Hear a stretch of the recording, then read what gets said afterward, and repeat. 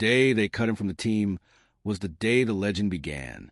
No cameras, no roaring crowd, just a narrow hallway, a dusty bulletin board, and a 15-year-old boy searching for his name and not finding it. Most people would have walked away, defeated. Michael Jordan walked away burning.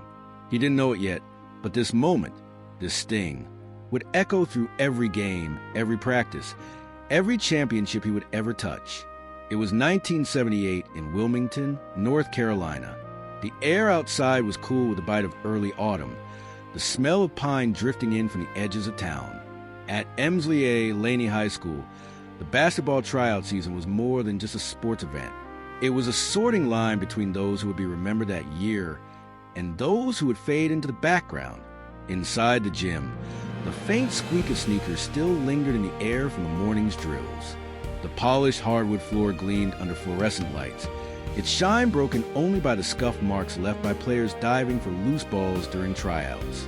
On the far wall, above the drinking fountain, hung the bulletin board, the place where dreams were made or broken in a single glance.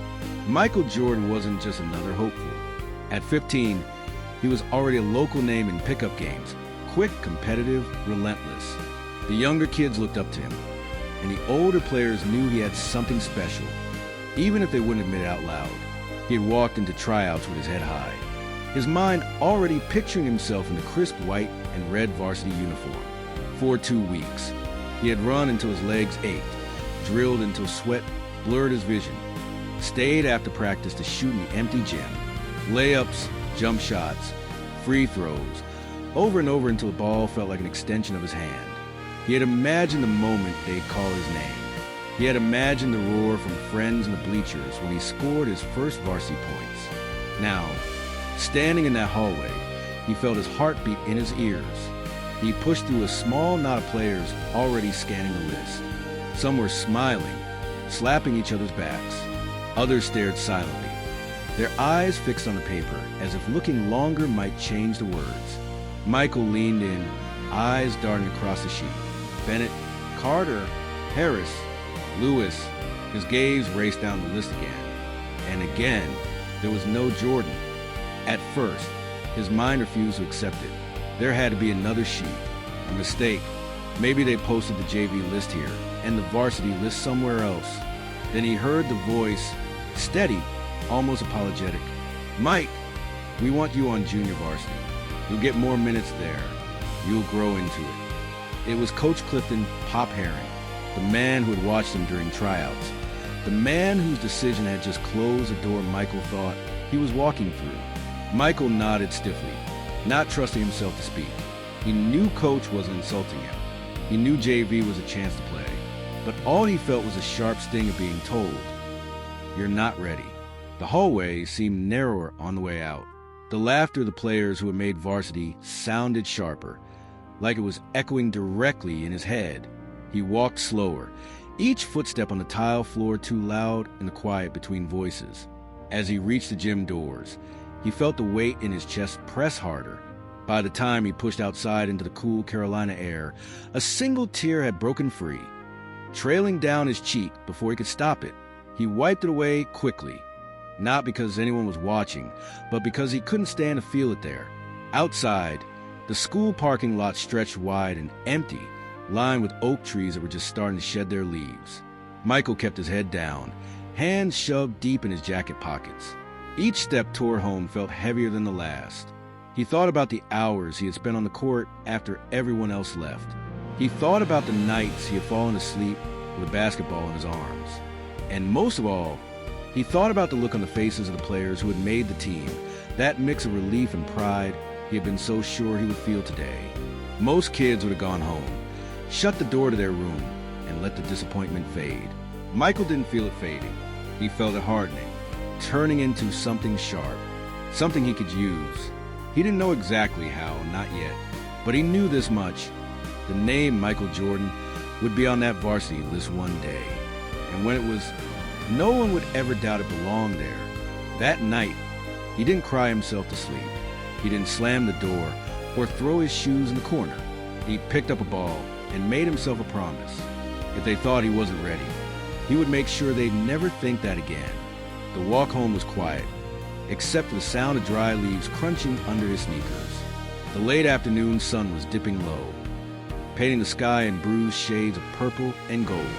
He passed the same cracked sidewalks, the same faded street signs, but they felt different now, smaller, as if his disappointment had made the whole world pressing on him. When he reached the front door, the smell of his mother's cooking drifted out. Fried chicken and collard greens. It should have been comforting, but all it did was remind him that life outside basketball would keep going whether he made the team or not. In the kitchen, his mother, Dolores Jordan, noticed a slump at his shoulders. "Mike, what happened?" He shrugged, pulling the glass from the cupboard. Didn't make varsity. There was no crack in his voice, no tears, just a flat statement, like reading the weather. His mother studied him for a moment, her eyes soft but steady. "Well, then you know what you need to do." Michael nodded. He didn't need a lecture. He didn't need sympathy. He needed a court. At the back of the house, the garage door creaked open, revealing the small basketball hoop nailed above the driveway. The paint on the backboard was chipped, the net frayed from years of weather. The ball he picked up was scuffed and soft from use, but when it hit his hands, the weight felt right. The air was cold enough to make his breath visible, but he didn't care. He dribbled once, twice, then launched the first shot. It fell short, bouncing off the rim with a hollow clang. He chased it down, turned, shot again. And again. Hours passed. The street lamps flickered on, their yellow glow casting long shadows across the cracked pavement. Inside the house, lights turned off one by one, the rest of the world going to sleep. But Michael kept shooting. From the left side, from the right side, layups, free throws, jump shots, over and over until his arms felt like they were made of lead. His breath came in clouds, his hoodie damp with sweat despite the chill. Every miss fueled him. Every make fed the fire. He imagined the faces of the varsity players, the way they had smiled at the list. He imagined the sound of the crowd that wasn't cheering for him. And with every shot, he told himself, never again. When his mother peeked out the window close to midnight, she saw him still out there, a lone figure under the weak light of the street lamp, the ball thudding against the pavement in a relentless rhythm. She didn't call him in. She knew this was something he had to finish for himself. By the time Michael finally stepped inside, the sky was already paling toward dawn. His arms ached, his legs were sore, and his hands were raw from the cold. But he didn't feel tired. He felt ready, because in that long, cold night, something had shifted.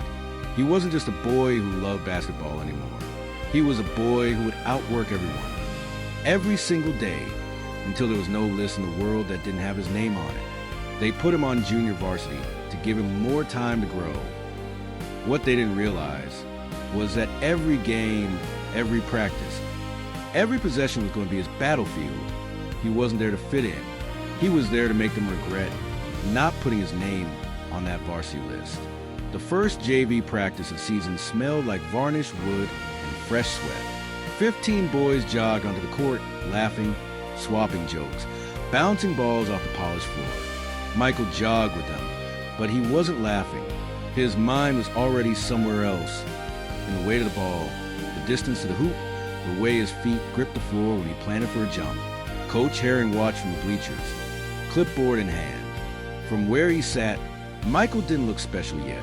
Tall for his age, yes. Quick, sure, but still raw. That was about to change.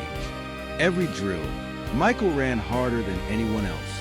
When they ran suicides, he touched the baseline with his fingertips every time, never cutting corners. When they scrimmaged, he treated every possession like it was the last play of a tied game. The other players started noticing. So did the coaches. But what they didn't see was what happened after practice. When the others hit the showers, Michael stayed on the court. 10 shots from the left elbow, 10 from the right, then 20 from the baseline, over and over until the squeak of his sneakers echoed in an empty gym. Game nights were where the fire really showed. Laney High's JV gym was smaller than varsity's, the bleachers creaking when fans shifted in their seats. But Michael played as if the NBA scouts were sitting in the front row. By mid-season, his scoring average was higher than anyone else's on the team. He attacked the basket with a fearless energy that made the crowd sit forward. Steals, fast breaks, mid-range jumpers. He made them all look personal, like each play was proving a point to someone who wasn't even in the building. Then came the night everything shifted. A Friday game against their crosstown rival. The kind of match that drew a packed gym and noise that rattled the windows. Laney trailed by 2 with less than 10 seconds on the clock. Michael caught the inbounds pass near half court. The defender pressed close, his sneakers squealing on the hardwood. Michael dribbled right, crossed left, and rose for the shot just as the buzzer screamed. The ball arced high, spinning in slow motion under the fluorescent lights. The crowd held its breath. And that's where we'll leave it for now, because in that moment, in that shot, everything Michael had been working toward since the day he was cut from varsity was about to collide in the air. The ball rose high into the air, spinning against the bright gym lights. For a fraction of a second, time bent. The noise of the crowd dimmed, the squeak of sneakers faded. Even the pounding of his own heartbeat seemed to pause. It was just Michael, the hoop, and the promise he'd made to himself on a cold night in the driveway. Never again will they say, "I'm not good enough." The ball kissed the rim once, softly, before dropping clean through the net. The buzzer blared at the same instant, the sound colliding with an eruption of cheers that shook the rafters. Michael landed from his jump and was instantly swallowed by a rush of teammates, arms around his shoulders, hands slapping his back. The gym was chaos, students on their feet, parents clapping so hard their palms stung, cheerleaders losing their voices mid-chant. From the outside, it looked like any other JV game winner. But to Michael, it was something entirely different. It was proof that the hours in the cold driveway, the missed dinners, the aching legs, they meant something. That shot wasn't just for 2 points. It was a message. The weeks that followed turned him from the kid who didn't make varsity into the one to watch. In practice, he began playing with controlled aggression that startled even his teammates. Every drill was a competition. Every possession in scrimmage felt like a fight for his name. He didn't just want to win. He wanted to dominate. By mid-season, his scoring average was the highest on the JV roster. Some nights he seemed untouchable. Fast breaks ending in clean layups, defenders stumbling as he cut past them, jump shots fall with mechanical precision. Crowds that once came out of obligation now showed up early just to see him play. The bleachers creaked under the weight of extra bodies. People from the varsity squad leaned against the wall, pretending not to watch too closely, but their eyes stayed fixed on the court whenever he had the ball. Michael's game had a rhythm, the way he dribbled low before exploding forward, the sharp pivot that created just enough space for a jumper, the way his eyes locked on the hoop as if nothing else existed. And then there was his defense. Relentless, suffocating, the kind that made opponents groan when they realized he'd been assigned to guard them. But what truly set him apart was what happened after the buzzer. While others headed to the locker room, Michael stayed behind. The court, once crowded with bodies and noise, became his private workshop. He'd start under the basket, making 10 layups in a row from the left, then the right. Then mid-range shots. Then deep jumpers. The gym echoed with the sound of the ball hitting the hardwood, the swish of the net, the thud of rebounding leather, a rhythm that felt more like a heartbeat than a drill. By the season's final month, JV games had become standing room-only events. Teachers, classmates, parents, even people who didn't have kids at the school, came just to watch the boy who seemed too big for this level. And every time he stepped on the court, the energy shifted. It wasn't just that he could score. It was the way he played. Fierce but controlled, confident without arrogance, hungry in every possession. One Friday night, after dropping 28 points in a win, Coach Clifton popped Herring stopped him before he left the gym. "Mike, keep this up and you won't be on JV next year. You'll be exactly where you belong." Michael didn't say a word. He simply nodded, the corner of his mouth curling into a small smile. Inside, though, the fire burned even hotter, because he didn't just want to make varsity anymore. He wanted to be the best player in the school, maybe even the state. But as the season closed, something unexpected happened. A phone call late in the evening that would change the course of his next few months. And it wasn't coming from anyone in the gym. The call didn't come from a coach. It didn't come from a teammate. It came from home, and it reminded Michael that life had challenges no scoreboard could measure. It was a Thursday night in late February. Practice had ended hours ago, but Michael was still at the school gym, alone, the squeak of his sneakers echoing under the high rafters. He was working through his shooting routine, sweat soaking through his gray Laney hoodie, when the sharp ring of the old wall phone broke the rhythm. Coach Herring answered, calling across the empty bleachers. "Mike, it's for you." Michael jogged over, still catching his breath, and pressed a heavy receiver to his ear. The voice on the other end was his mother's, soft, but with an edge that made his stomach tighten. "Mike, your grandfather's in the hospital. It's serious." The ride there was quiet. The winter air bit his face through the cracked window of the family car. Streetlights flickered by in a blur, each one reflecting the glass like a slow metronome. His mother gripped the steering wheel tighter than usual, her lips pressed together. At the hospital, the smell of antiseptic and the low hum of machines filled the hallway. Michael stood at the doorway to his grandfather's room, unsure whether to go in. The man lying in the bed looked smaller somehow, his frame swallowed by the crisp white sheets. They had shared countless afternoons together when Michael was younger, fishing at Greenfield Lake, shooting hoops in the driveway, talking about life in the slow Carolina drawl that made every word sound like it carried weight. His grandfather had been the one to tell him, "Mike, life won't hand you anything, but it'll give you a chance to earn it." Now, hearing the shallow rhythm of his breathing, Michael realized what those words meant. This wasn't about basketball. This was about time, and how little of it was ever guaranteed. He stayed that night until visiting hours ended, sitting in the stiff plastic chair by the bed.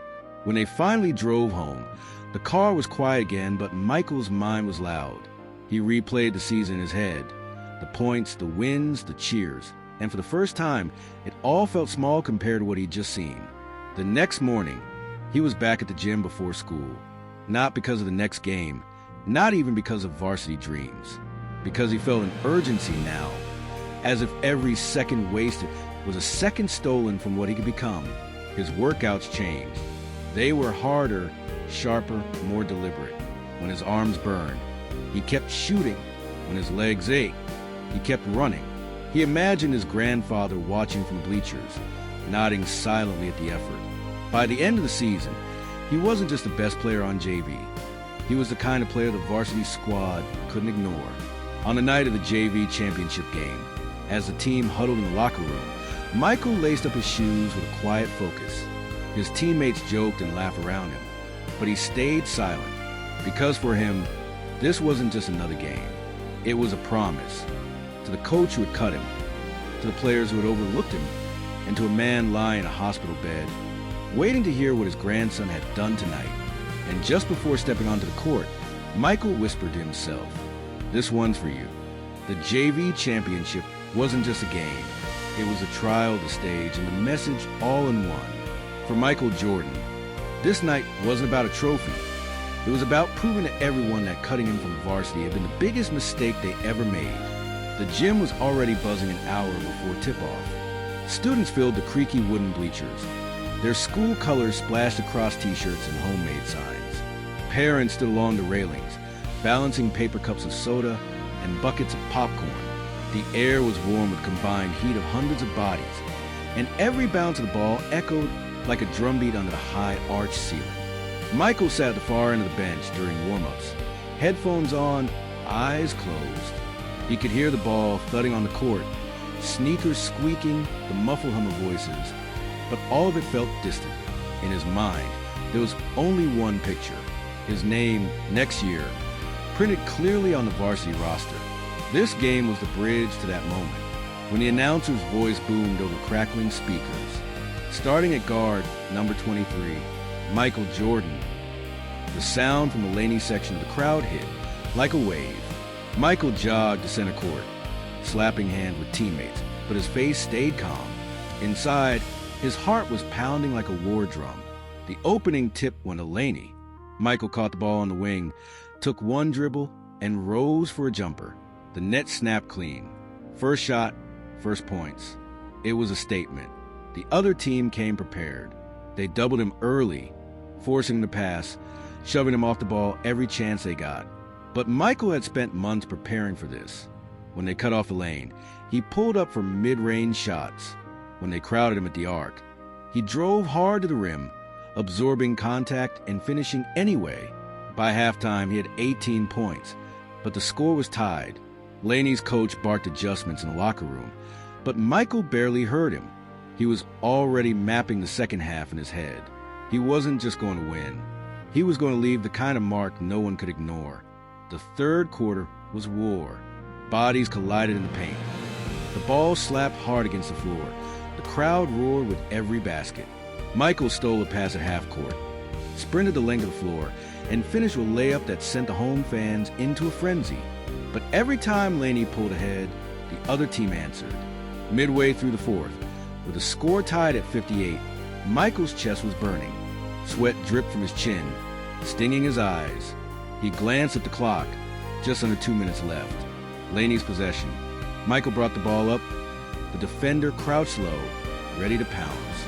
He crossed left, spun right, and slipped past him into the lane. The big man stepped up the block.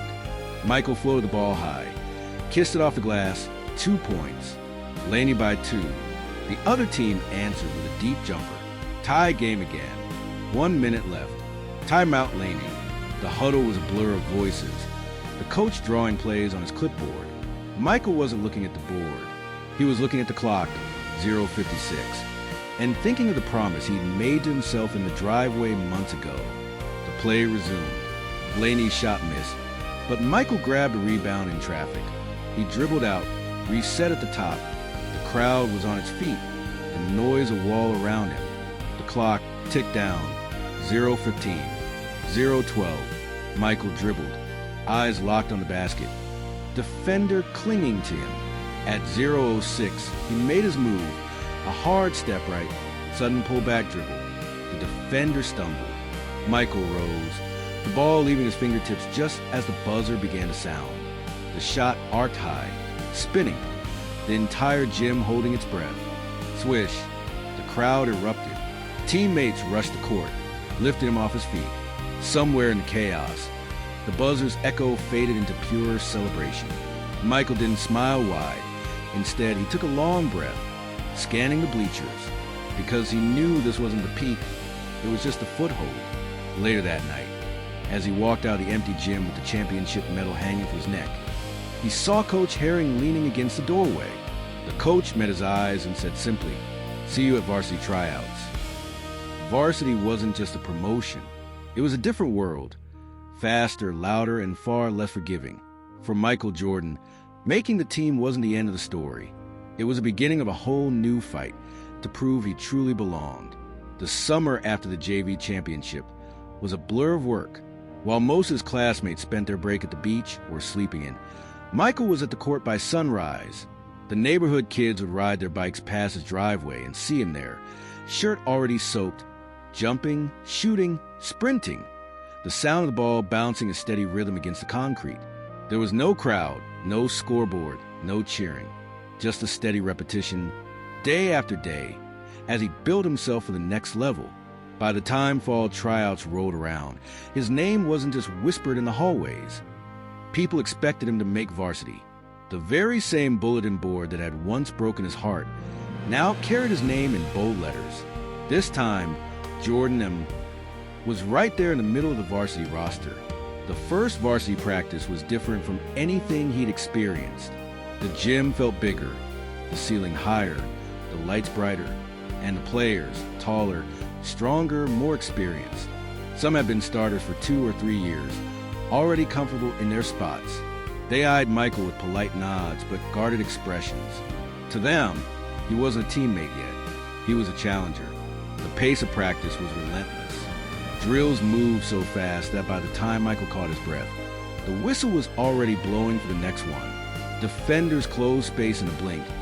Passes came like bullets, and contact was heavier, more deliberate. Every mistake was amplified. Every weakness was exposed. During a scrimmage, he drove to the basket on a fast break, thinking he had a clear path. In JV, it would have been an easy 2 points. But here, a senior forward met him midair, blocking the shot so hard the ball ricocheted off the wall. The impact sent Michael stumbling backward, landing awkwardly on the floor. The senior leaned over him, smirking. "Welcome to varsity, rookie." Michael didn't say a word. He just got up, dusted himself off, and filed a moment away. He knew exactly how he would answer, not with his mouth, but with his game. Over the next few weeks, he studied everything: how the senior guards created space for shots, how the forwards used their bodies to protect the ball, how the defense rotated as one unit. If he couldn't outmuscle them yet, he would outthink them. He stayed after practice, working on his vertical leap, his mid-range jumper, his first step explosion. He ran sprints until his legs felt like fire, then stayed to shoot 200 more jump shots while the gym echoed with nothing but the sound of ball hitting the hardwood.